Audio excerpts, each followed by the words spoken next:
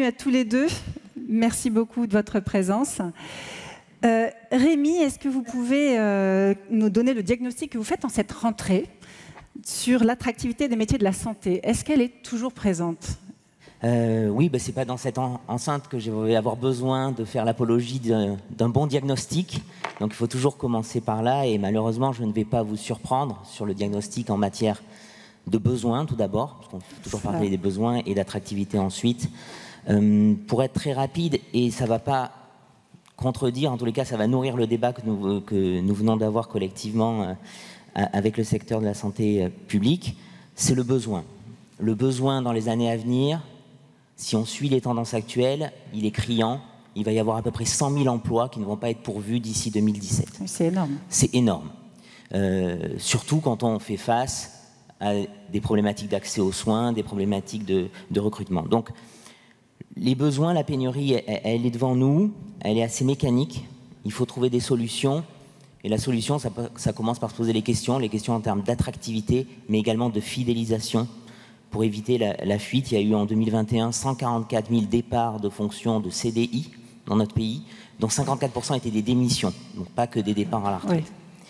Donc ça, c'est l'aspect négatif, donc ça va augmenter les tensions, la concurrence entre secteurs, entre le libéral, entre l'hospitalisation publique, donc il faut absolument, et c'est le rôle de l'OPCO Santé aussi, du secteur privé de la santé, il faut absolument mettre les moyens pour aider à cette attractivité.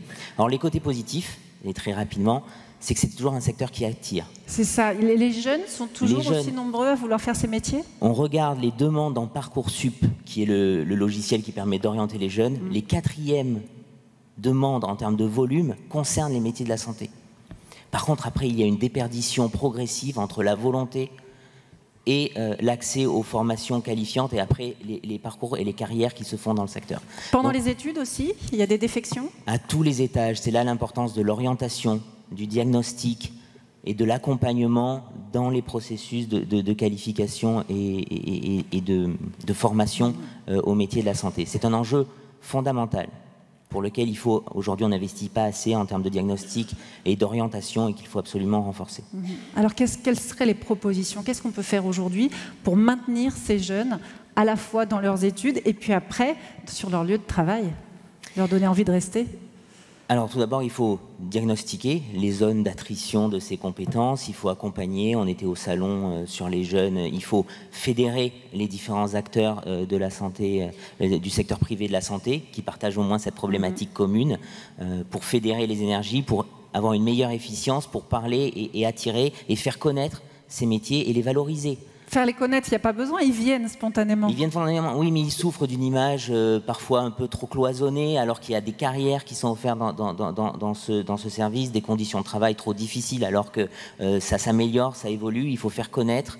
Voilà, on ne s'enferme pas quand on rentre du secteur de la santé, au contraire, on peut s'ouvrir, on a des parcours. Donc il faut diagnostiquer, il faut accompagner les parcours, il faut poursuivre les solutions qui marchent en termes de formation. Il faut faire feu de tout bois, il y a la formation initiale, il y a les formations, on en a parlé donc sur l'IFSI notamment, il faut continuer à investir, il faut des reconversions professionnelles accompagnées aussi, donc la PROA ça fonctionne bien mais on a un problème d'échelle, on forme des dizaines de milliers de personnes alors qu'il en faudrait une centaine de milliers, donc on voit bien qu'on a un facteur 10, donc il faut trouver des moyens supplémentaires, la pluriannualité et la stabilité aussi un peu des dispositifs est essentielle à cette fin. Et puis enfin, il faut donc poursuivre ces solutions qui marchent. Ça ne sert à rien de réinventer toujours de nouveaux dispositifs. Il faut juste donner un peu de temps et des moyens pour accentuer là où ça marche. Il faut écouter les professionnels, les fédérations qui savent ce qui marche et ce qui leur permet d'être attractifs. Et enfin, il faut essayer d'autres alternatives. Travailler sur les reconversions, sur les transitions, en essayant d'écourter les temps de formation autant que faire se peut, parce qu'on a un délai, on en a parlé, c'est 3 ans. Pour former une infirmière, c'est long. Et donc, la pénurie, elle est devant nous dans les 2-3 ans qui viennent. Il faut absolument qu'on accélère cette capacité à évoluer. En tous les cas, l'OPCO, vous avez la chance d'avoir un organisme aux côtés du secteur privé de la santé. Ça a tout son sens.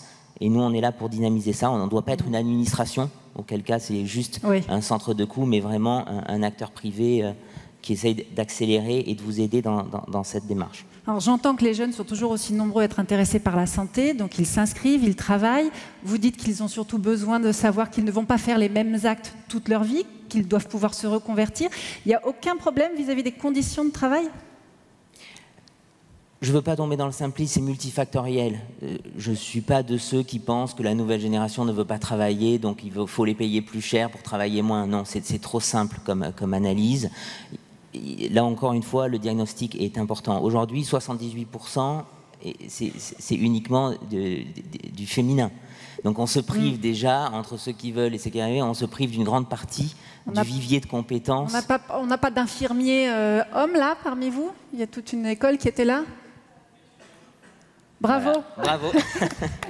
Il faut en parler autour de vous. Hein. Exactement, il faut faire connaître, il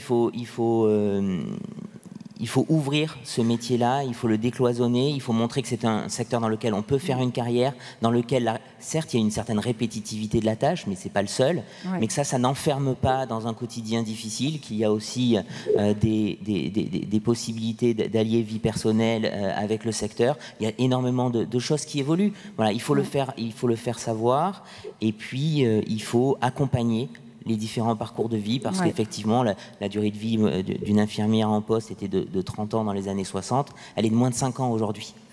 Pour un coût de formation à 120 000 euros par personne. Donc il y a toute une question de fidélisation, de parcours, et à la limite, c'est pas grave qu'il y ait des parcours qui prévoient des passerelles. À un moment donné, c'est comment on rattrape et on permet de se réapproprier des compétences qui sont précieuses pour notre pays et pour l'offre de soins. Donc ça, c'est possible. Il faut juste qu'on y travaille avec les fédérations et avec l'ensemble des acteurs. Monsieur Mouillet, vous nous avez entendu. Là, quelles pistes avez-vous pour relever ces défis que vous venez d'entendre ? Écoutez, je partage bien entendu le diagnostic et puis les pistes qui ont été évoquées. Mais d'une façon générale, je crois que face à l'urgence et la situation, on a besoin concrètement de mettre en place au niveau national et avec tous les acteurs, j'ai bien tous les acteurs, un vrai plan d'attractivité, de fidélisation. Je crois que ça doit se traduire par une initiative politique, mais également par une mobilisation à la fois, des professionnels, mais également de tous ceux qui interviennent sur la filière. Parce que globalement, je pense que c'est à la fois des sujets de communication, ça a été évoqué tout à l'heure, parce qu'il faut donner une mise en valeur des métiers. D'ailleurs, souvent, on parle des métiers avec un angle de difficulté, alors c'est aussi des passions, c'est aussi des parcours de vie. Mais ça veut dire qu'il faut traiter le sujet dès le débat de la formation. Comment est-ce qu'on peut faire évoluer les formations? Comment on peut simplifier les procédures? Et c'est surtout de donner des perspectives de carrière pour des personnes qui rentrent dans des filières. Parce qu'aujourd'hui, on voit bien qu'une des attentes des jeunes générations, c'est d'être capable de pouvoir évoluer dans un poste, évoluer dans un métier et avoir cette capacité de se dire je maîtrise mon parcours, je maîtrise la capacité de pouvoir me former tout au long de ma vie, de pouvoir améliorer ma rémunération et en même temps de pouvoir éventuellement travailler sur d'autres dimensions. Et je crois que c'est ça qui doit être un élément important, et donc un plan national doit intégrer la formation, les enjeux de rémunération, et d'ailleurs il y a un vrai débat entre le public et le privé, les enjeux de parcours professionnel, mais également tous les enjeux de qualité de vie au travail. On voit bien que c'est une globalité dans laquelle l'administration doit être impliquée, mais également tous les acteurs, et c'est une réforme qui doit être faite avec et pour les acteurs du monde de la santé. Déjà, merci pour ton investissement dans la santé privée, et nous nous rencontrons régulièrement, et c'est vrai que c'est toujours appréciable d'avoir ton éclairage. Tu es président de la commission des affaires sociales, donc c'est une commission importante pour nous et nos travaux. Alors je pense qu'il va falloir qu'on s'habitue à travailler sans ministre, parce que, comme je le disais ce matin, le temps de vie politique d'un ministre aujourd'hui devient extrêmement caricatural et triste. Alors, tu fais partie du premier cercle du président Larcher, nous le savons. Alors, je ne vais pas te demander quel est le nom du futur ministre de la Santé, mais peux-tu me dire si ce sera un homme ou une femme? Je ne peux pas te répondre à cette question. Voilà, donc j'ai pas les éléments donc, autour de ça. Mais face à ta remarque concernant le fait de ne pas avoir de ministre, je pense que le Parlement, justement, peut jouer un rôle fondamental. Alors, on sait que c'est compliqué à l'Assemblée nationale, donc ça renforce finalement le poids du Sénat. On sait que le PLFSS, finalement, va se débattre en grande partie chez nous parce que on aura cette obligation de responsabilité. Mais au-delà des éléments, c'est-à-dire que quand on parle de réforme, ce n'est pas que le PLFSS. Le PLFSS devrait être que la traduction budgétaire de mesures qui devraient être enclenchées en préalable par rapport aux enjeux de filière. Voilà. Et donc, je pense que le Parlement peut avoir un vrai rôle à jouer avec cette relation privilégiée avec toutes les administrations et surtout si à un moment donné, on a des vacances des ministres. Voilà. Et également te remercier, Philippe, parce que pendant notre crise du printemps dernier sur l'inégalité tarifaire flagrante entre le public et le privé, tu es intervenu à de nombreuses reprises auprès de l'ancien ministre, et donc je voulais t'en remercier. Et dans la campagne tarifaire à venir, c'est pour nous le point d'orgue du mois de mars 2025, faire en sorte que l'équité, et j'en parlais avec Arnaud Robinet, mon homologue que tu connais parfaitement, l'équité soit de mise. Donc je sais pouvoir compter sur toi et l'ensemble de la commission pour faire en sorte que cette équité de traitement soit cette année respectée, ce qui n'avait pas été le cas du tout en 2024. C'est important de le rappeler parce qu'on ne peut pas continuer à avoir deux systèmes de santé avec des moyens qui sont alloués de manière, je dirais, fléchée, toujours du même côté. Monsieur Mouillet. Et au-delà même, si je peux me permettre, et pour revenir peut-être par rapport à la thématique, je crois qu'au-delà même du débat de l'équité, je pense que nous devons raisonner, on le fait d'ailleurs au Sénat, sur une mobilisation cohérente entre tous les acteurs. Je vous ai écouté tout à l'heure les deux présidents intervenir sur vos positions et vos communications.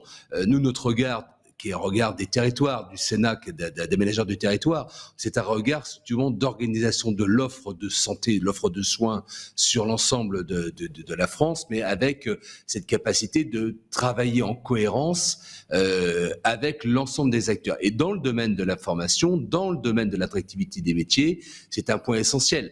On a souvent évoqué ensemble les questions autour des rémunérations entre le public et le privé. Moi, je crois aussi beaucoup à la souplesse et la mixité. Comment est-ce qu'on peut décloisonner? Comment est-ce qu'on peut éventuellement à la fois être en libéral, mais intervenir dans d'autres domaines? Voilà. Je crois beaucoup à ça parce que c'est aussi une réponse par rapport à l'attractivité. C'est comment est-ce qu'on raisonne finalement avec de la souplesse en les structures entre le public, le privé, le monde associatif, les libéraux. On a besoin d'avoir cette organisation, cette évolution. On ne peut plus rester dans un rail. Notre enjeu à nous, politique, c'est l'offre de soins et donc la capacité d'avoir des recrutements sur l'ensemble du territoire national. Imaginez donc une infirmière, par exemple, à mi-temps dans un hôpital public et à mi-temps dans le privé. Pourquoi pas? On pourrait même aller jusque-là. Moi, j'ai des exemples sur mon territoire d'expérimentation, par exemple, plutôt dans le médico-social, où vous avez à la fois des professionnels qui interviennent à domicile pour le compte de structures privées, mais également qui peuvent faire quelques interventions de domaine public. On a cette volonté, il faut cette souplesse, et ça contribue entre autres à un meilleur fonctionnement en matière d'organisation de l'offre de soins, mais également l'attractivité du métier, parce que je vous ai dit que dans mes éléments pour moi essentiels, c'est comment on donne des perspectives d'évolution aux salariés dans tous leurs domaines, et c'est vrai que le fait d'avoir cette souplesse contribue à l'attractivité.